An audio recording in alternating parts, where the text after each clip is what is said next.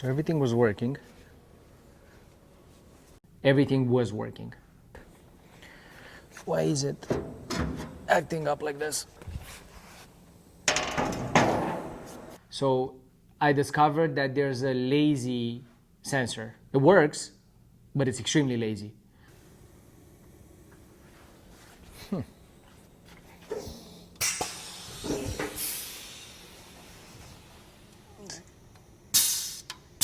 This right here, this is the sensor.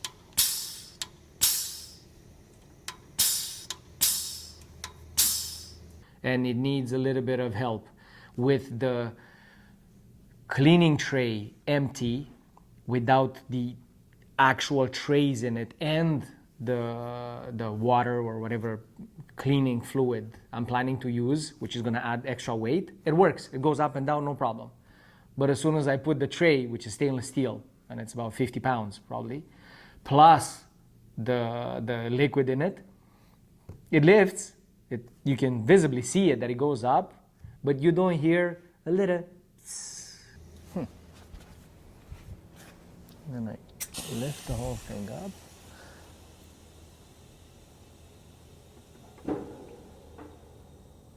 That's it. It's completely closed. But the computer thinks that it's not closed. So all I was missing is psst. But when I hear that, I know it works. So now I go every time and I just help it a bit. Come on, old guy, you can do it. Cleaning device not enabled. Insert cleaning carriage. Insert. Maybe it's the sensor in the back actually. Let's see, because it has another sensor. Because why not? This one is closed too.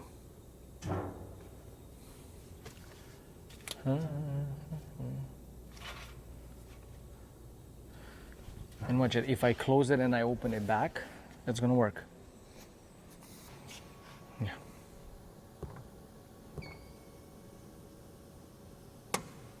An automatic. It won't disappear. Everything went wrong. Like literally everything. Like I would touch something, I would think that, oh no, this is gonna work. No, it didn't work. Actually, you know what? Let's see, if we do this. Nope. Why? Why? So it worked all day today. It did this yesterday. Cleaned up all the sensors, cleaned up the cleaning tray, ran it for what? 2-3 hours. I went through what? 4 pails of water with it. And everything was working fine. I put paint now because I wanted to end the week with spraying something opaque through it. And now it doesn't want to work. But you see, now if only by resetting it's gonna work, there's an electronic issue somewhere. Oh, emergency button. Oh, cleaning device not enabled.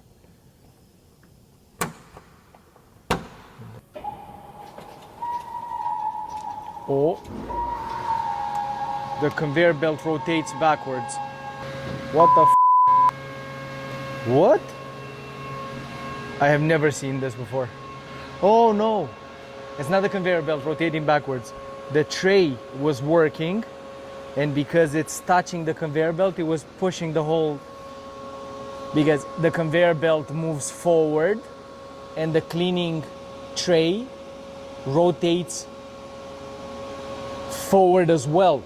You can activate and test each part individually. And me, before lifting the tray, so the cleaning tray had started the test sequence, but because that lazy sensor was not triggered, it wasn't rotating. I went at the cleaning tray, lifted a bit, helped it, it finally got it up, and it started moving. But because it was in contact with the table, it rotated the table backwards. Yeah, so if the cleaning tray rotates like this, it's gonna make the conveyor belt go like this. Okay, so let's see. Clearly this works. I'm gonna start it again. And I freaked out for a second. Like, what's happening? I've never seen the conveyor belt go backwards. But it was actually only the cleaning tray, which the conveyor belt moves in one direction. The cleaning tray moves opposite direction so that it scrapes everything underneath the conveyor belt. You see what I have to go through? So.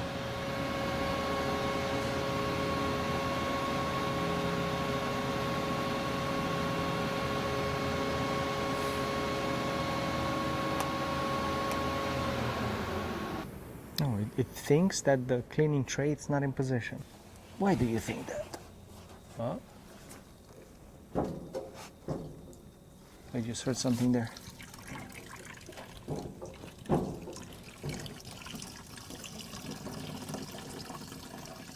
Huh.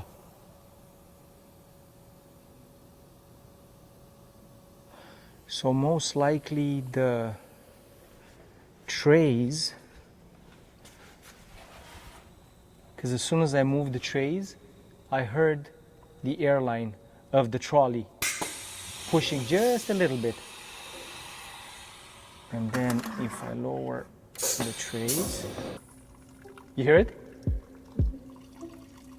So now it's gonna work. We'll see.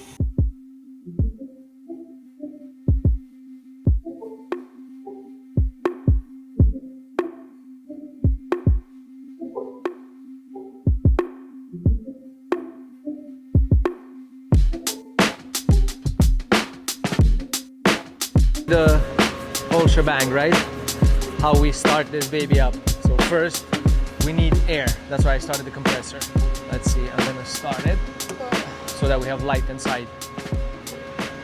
One thing that stopped working, one probably because it's very cold here and the doors stay shut for 3.5 years. You see, the pistons don't hold it up anymore. It's either I leave it like this and we have to be careful, or I have something like very high tech that I could use to hold the door open. So we're working on patenting this to see if... Actually here we have a garbage bag, like a black garbage bag, and shrink wrap over it. Because if I don't do that, all of this excess spray is gonna go on the guns and on the hoses and on the... And I like to keep them a little bit cleaner. So now, every time you spray, basically the bag or the cover gets dirty and only the tips of the guns. So now I put them in because it's water-based, right? The bag is going to stay on there while I'm spraying. And then whenever it gets too dirty or it gets ripped or I need access to the filters, I just cut it, take it off. And this is something else that we will be working on, the two of us. We're going to make a nice fiberglass enclosure for this that I could just, with 2 screws or clips, open it, have access to the guns, and then you want to start spraying, clip it in place, spray. And then we would have to clean that whatever contraption is going to be. Now I'm just going to take a few minutes just to clean the dried paint off. This is super easy. I'm just going to do it probably with a rag. Put the tips on, because what you want every time you spray, and that's what we're going to do when we're going to start production actually. The cap and the tip, which are getting all the overspray, see they're white right now. After you finish spraying, that's what we do in Montreal. You put them in ultrasonic cleaner machines that have a special detergent formulated for spray paint applications, and with the ultrasonic vibration inside, you take them out next day, they're brand new. For me, I just put it now in some warm water with soap. But like I said, as you can see, it's super easy to clean them. So I'll just clean them, put them in place, and then we'll start this baby up. You see, even though it's easy, it would be so much easier with the ultrasonic, because most of them would not fall off like the paint flakes that are dried on the tip, but they would be like physically and chemically completely decomposed. So I would just blow with the gun on it and it just flakes off. But if I wouldn't put them even in water with soap, I would be crying trying to clean this. And especially I sprayed last night, right? leave them overnight with overspray on them. Good luck cleaning them next day.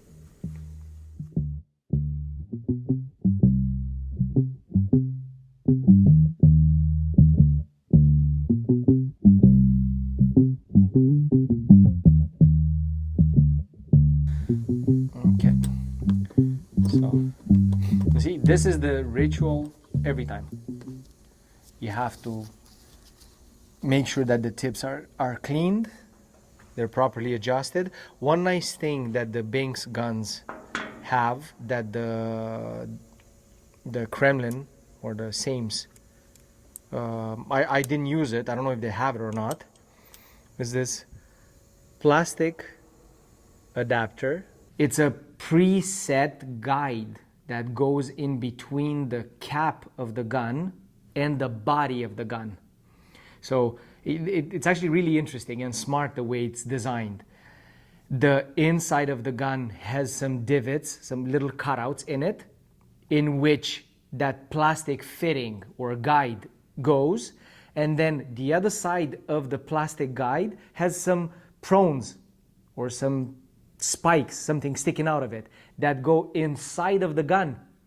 And you can choose the degree or the angle at which the fan stays. And I think it's, 15 degrees increments. So you can have it at 0, 15, 30, 45, 90, and then all the way around to 180. You can rotate them and they'll stop at 15 degrees increments, which is extremely helpful because you want the guns to be spraying with a fan at the same angle. And in Montreal, I have built a jig to achieve that.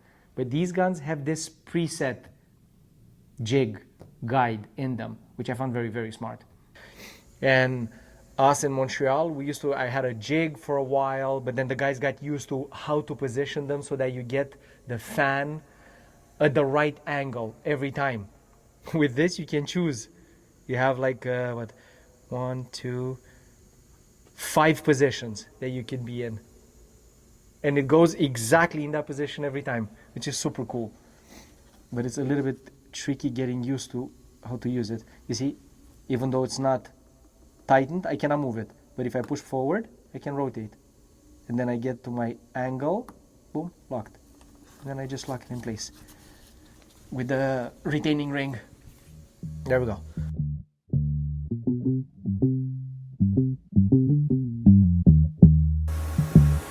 Blowing,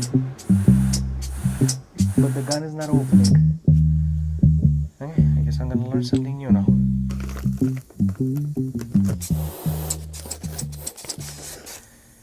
I have the manual controls and that works. That works. That works. This doesn't work. So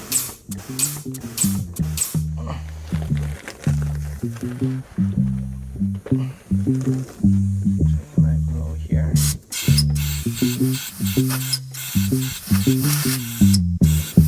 Then this air triggers the gun. I could have just kinked the air line and then there's no air triggering the gun. But I have used it after using the shrink wrap, so it should not have happened. The other thing is, it could be clogged so that it actually does open, but because it is clogged, product cannot go through. But I have done the gun wash after I have sprayed last night and everything was working. So I have ended the night actually last night at 9:30 with a gun wash. So, and this morning it doesn't want to work. So there's nothing here.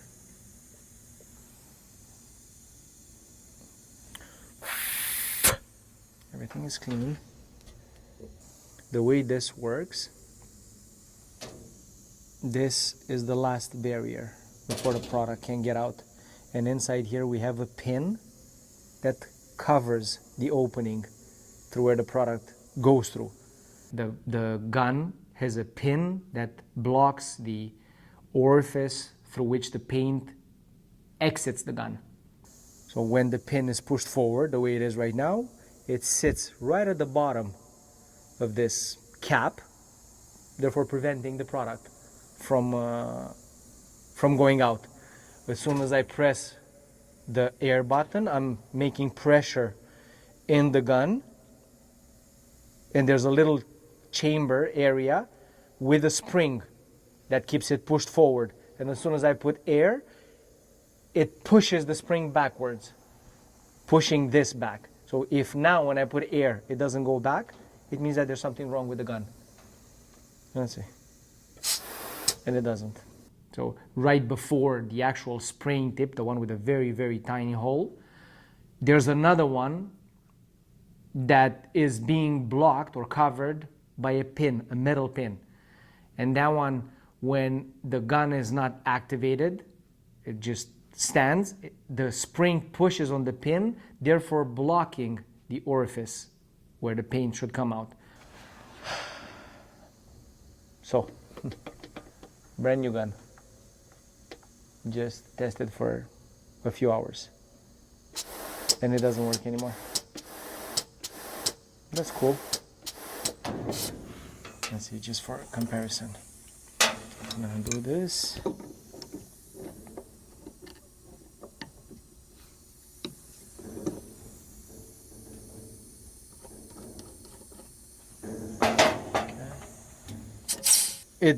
When there's no air, the spring pushes it forward, and it basically covers the opening that's in this cap.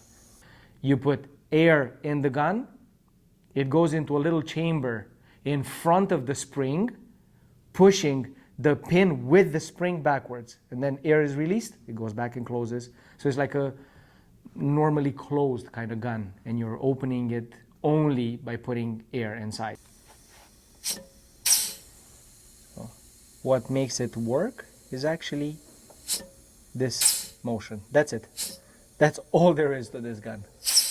You have this cap that goes over this pin. When it's closed, it covers the opening that's at the bottom. The spring is behind the pin, at the other end of the pin. So the pin is about, I don't know, 2 inches, 3 inches long. The front of it stops the paint from blowing out of the gun. The back of it holds or it's being held by the spring in position. As soon as you apply pressure, it opens, allowing product to go through. Because in the spray line, you always have, when the machine is running, pressurized product, paint. So just this simple motion makes the gun work or not. Now I know everything there is to know about this automated spray line. Do I talk too much?